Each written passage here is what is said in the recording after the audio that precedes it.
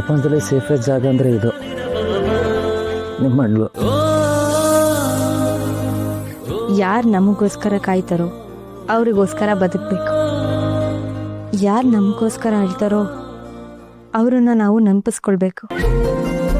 ಯಾರು ನಮಗೋಸ್ಕರ ಪ್ರತಿ ಕ್ಷಣ ಹಂಬಲಿಸ್ತಾರೋ ಅವರನ್ನು ನಾವು ಪ್ರೀತಿಸ್ಬೇಕು. ನಿಮ್ಮನ್ನ ನನ್ನ ಬದುಕಿಗೆ ಕೊಟ್ಟಿರೋ ಕೃಷ್ಣನ್ಗೆ ಎಷ್ಟು ಸಲ ಥ್ಯಾಂಕ್ಸ್ ಹೇಳಿದ್ರೂ ಸಾಕಾಗಲ್ಲ. ಜೀವನದಲ್ಲಿ ನಾನಾಗಿ ಬಯಸಿ ಪಡ್ಕೋಬೇಕು ಅಂತ ಆಸೆ ಪಟ್ಟ ಅದ್ಭುತ ಸಂಗತಿ ಅಂದರೆ ನೀವೇ. ಕೊನೆಗೆ ಸ್ವಲ್ಪ ಕಾಡಿಸ್ಬಿಟ್ರಿ, ಆದರೂ ಪರವಾಗಿಲ್ಲ. ಈ ಸುಖದ ಮುಂದೆ ಅದೇನು ದೊಡ್ಡದಲ್ಲ. ಕಷ್ಟಪಟ್ಟು ಪಡ್ಕೊಂಡ್ರಿ ಅಲ್ವಾ ಸುಖದ ಬೆಲೆ ಏನಂತ ಗೊತ್ತಾಗೋದು. ಅದಕ್ಕೆ ಸ್ವಲ್ಪ ಚಮಕ್ ಕೊಟ್ಟೆ ಅಷ್ಟೆ.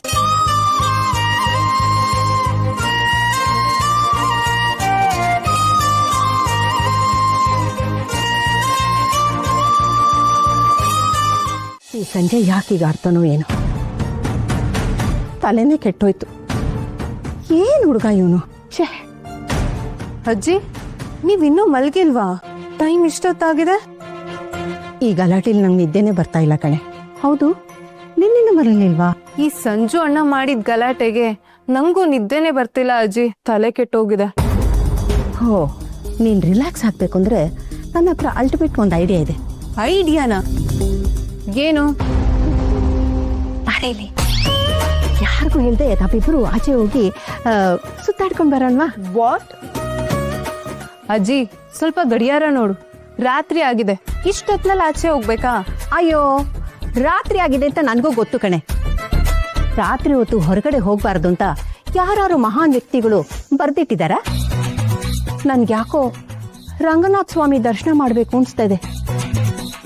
ಭಕ್ತಿ ಉಕ್ಕಿ ಉಕ್ಕಿ ಹರಿತಾ ಇದೆ. ಅದಕ್ಕೆ ಹೋಗೋಣ ಅಂದ್ಕೊಂಡೆ. ರಂಗನಾಥ ಸ್ವಾಮಿ ದೇವಸ್ಥಾನನಾ? ನಮ್ಮ ಏರಿಯಾದಲ್ಲಿ ಎಲ್ಲಿದೆ? ಇಲ್ಲೇ ಒಂದ್ ಕಡೆ ಇದೆ ಕಣೆ, ನಾನು ತೋರಿಸ್ತೀನಿ. ಆದ್ರೆ ಇಷ್ಟೊತ್ನಲ್ಲಿ ದೇವಸ್ಥಾನ ಓಪನ್ ಇರುತ್ತಾ?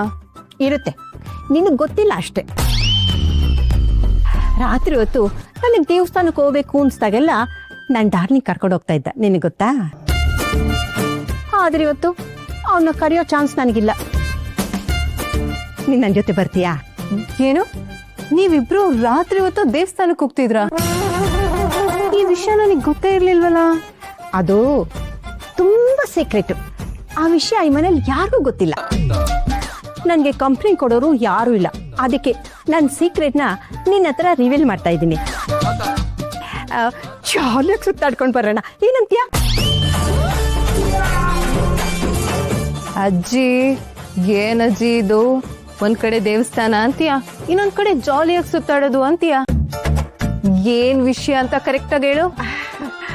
ಅದು ಅದು ನೀನು ನನ್ನ ಜೊತೆಗೆ ಬರಕ್ಕೆ ಓಕೆ ಅಂದ್ರೆ ನಾನು ಹೇಳ್ತೀನಪ್ಪ.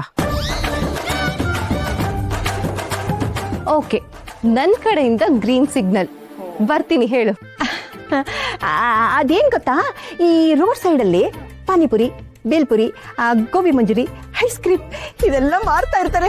ಅಮ್ಮೋ, ನನ್ನ ಬಾಯಲ್ಲಿ ನೀರು ಬರ್ತಾ ಇದೆ ಕಣೆ, ಜೋಲು ಸುರಿತಾ ಇದೆ. ಹೋಗಿ ಎಲ್ಲ ಟೇಸ್ಟ್ ಮಾಡ್ಕೊಂಡು ಎಂಜಾಯ್ ಮಾಡ್ಕೊಂಡು ಬರೋಣ, ಬರ್ತೀಯಾ? ಓಹೋ, ಇದ ವಿಷಯ. ಆದ್ರೆ ಈ ವಯಸ್ಸಲ್ಲಿ ಈ ಹೊತ್ತಲ್ಲಿ ರೋಡ್ ಸೈಡಲ್ಲಿ ತಿಂತೀಯಾ? ಹೆಲ್ತ್ ಅಪ್ಸೆಟ್ ಆಗಲ್ವಾ? ನಾನೇನು ದಿನ ತಿಂತೀನಾ? 6 ತಿಂಗಳಿಗೋ 1 ವರ್ಷಕ್ಕೋ ಒಂದ್ಸಲ ತಿಂತೀನಿ ಅಷ್ಟೇ. ದಿನ ತಿನ್ನಕ್ಕೆ ನಾನು ಡಾರ್ಲಿಂಗ್ ಬಿಡಲ್ಲ. ಬಾವನ್ನ ಹೊರಗೆ ಕಳಿಸ್ತೀನಿ ಅಂದ್ರು, ಸಂಜು ಕಪಾಳಕ್ಕೆ ಹೊಡೆದು ಬಾಯಿ ಮುಚ್ಚಿದ್ರು. ಇದೆಲ್ಲ ನೋಡ್ತಾ ಇದ್ರೆ ನಾವು ಕೈಯಲ್ಲಿ ಚಿಪ್ ಹಿಡ್ಕೊಂಡು ಲೈಫ್ ಲಾಂಗ್ ಹೀಗೆ ಇರ್ಬೇಕೇನೋ ಅಂತ ಅನ್ಸುತ್ತೆ ಕಣೆ. ಸಂಜು ಬುದ್ಧಿ ಇಲ್ಲ. ಯಾವಾಗ ಹೇಗೆ ಮಾತಾಡಬೇಕು, ಏನು ಡಿಸಿಷನ್ ತಗೋಬೇಕು ಅನ್ನೋ ಕನಿಷ್ಠ ಜ್ಞಾನ ಇಲ್ಲದೆ ಇದ್ರೆ ಹೀಗೆ ಆಗೋದು. ಸದಾಕಾಲ ಎಗರಾಡ್ತಿದ್ರೆ ಕೆಲಸ ಆಗತ್ತೆ ಅನ್ಕೊಂಡಿದ್ದಾನೆ, ಇಡಿಯಟ್. ಕತ್ತಿ ಹೇಗೆ ಮಸಿಬೇಕು ಅಂದ್ರೆ ಶಬ್ದ ಕೇಳಿಸ್ಬಾರ್ದು. ಅಂದ್ರೆ ಅವನ್ನ ಚೂ ಬಿಡೋದ್ರಲ್ಲಿ ಅರ್ಥ ಇಲ್ಲ ಅಂತೀಯಾ?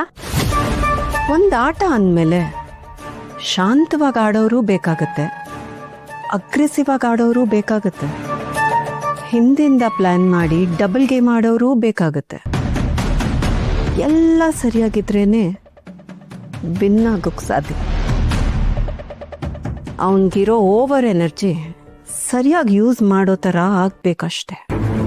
ಇಂಥ ತಂತ್ರ ಎಲ್ಲ ನಿನ್ಗೊಬ್ಳಿಗೆ ಗೊತ್ತಾಗ್ಬೇಕು ನೋಡು. ಆದ್ರೂ ತರ ಈ ಫಸ್ಟ್ ನೈಟ್ನ ತಡೆಯೋಕೆ ಆಗಿಲ್ವಲ್ಲ? ನಾನೇನು ಹೇಳಿದ್ದೆ, ತಡೆಯೋದು ಬೇಡ ಅಂತ ತಾನೆ. ಕೊನೆಗದೇ ಆಯಿತು. ಟೈಮ್, ಎಲ್ಲದಕ್ಕೂ ಟೈಮ್ ಬರಲೇಬೇಕು.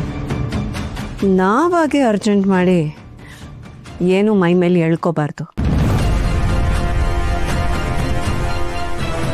ಅದಕ್ಕೆ ಹೊರಗಡೆ ವಾಕಿಂಗ್ ಮಾಡ್ಕೊಂಡು ಬರೋಣ ಅಂತ ಹೋಗಿದ್ವಿ. ಅಲ್ವೇನ ವಾಕಿಂಗ್ ಮಾಡ್ಕೊಂಬರಕ್ಕೆ ಹೋಗಿದ್ವಿ. ಹೌದೌದು. ಅಜ್ಜಿಗೆ ಪಾಪ ಬೆಳಗ್ಗೆಯಿಂದ ಸ್ಟ್ರೆಸ್ ಫೀಲ್ ಆಗ್ತಿತ್ತಂತೆ. ಪಾಪ ನಿದ್ದೆನೆ ಬರ್ತಿಲ್ಲ ಅಂತಿದ್ರು. ಅಜ್ಜಿ ಇವಾಗ ರಿಲ್ಯಾಕ್ಸ್ ಆಯ್ತಾ? ಹಾ, ಈಗ ಫುಲ್ ರಿಲ್ಯಾಕ್ಸ್ ಆಯ್ತು. ಮಲಗಿದ್ರೆ ಒಳ್ಳೆ ನಿದ್ದೆ ಬರುತ್ತೆ. ಹೌದು, ನೀವಿಬ್ರಲ್ಲಿ ಏನು ಮಾಡ್ತಿದ್ದೀರಾ? ಅದು ಅತ್ತೆ, ನಿಧಿ ಮತ್ತೆ ಕರ್ಣ ಫಸ್ಟ್ ನೈಟ್ ಅಲ್ವಾ, ಅವ್ರಿಬ್ರಿಗೂ ಒಳ್ಳೇದಾಗ್ಲಿ ಅಂತ ಆ ದೇವ್ರ ಹತ್ರ ಕೇಳ್ಕೊತಾ ಇದ್ದೆ ಅತ್ತೆ. ಓ ಮೈ ಗಾಡ್, ಇಷ್ಟೊಂದು ಒಳ್ಳೆ ಬುದ್ಧಿ ನಿಮ್ಗೆ ಯಾವಾಗ ಬಂತು ಮೇಡಮ್? ಪ್ಲೀಸ್ ನಮ್ಮ ಕಿವಿ ಮೇಲೆ ಲಾಲ್ ಬಾಗ್ ಇಡಬೇಡಿ. ಹೋಗಿ ಮಲ್ಗೋ. ಒಳ್ಳೇದು ಹೇಳಿದ್ರೆ ಯಾರಿಗೂ ಇಷ್ಟ ಆಗಲ್ಲ.